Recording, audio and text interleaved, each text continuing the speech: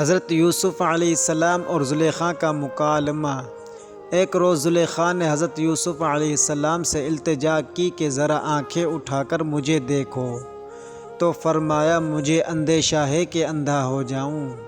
وہ کہنے لگی تمہاری آنکھیں کس قدر خوبصورت ہیں، تو فرمایا جب میں قبر میں اتارا جاؤں گا تو میرے چہرے کی جو چیز سب سے پہلے گر جائے گی وہ یہی آنکھیں ہیں۔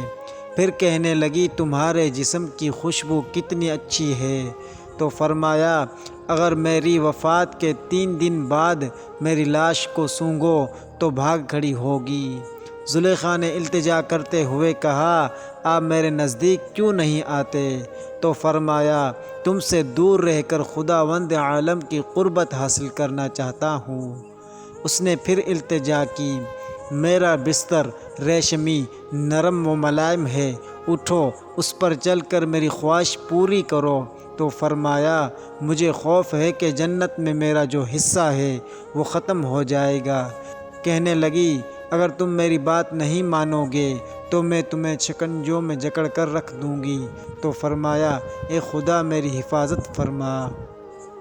دوستو اگر ہماری ویڈیو آپ کو اچھی لگی ہو تو ہمارے چینل کو سبسکرائب کریں، بیل کی گھنٹی کو دبائیں تاکہ ہماری ہر نئی ویڈیو آنے والی آپ کے پاس بآسانی پہنچ سکے۔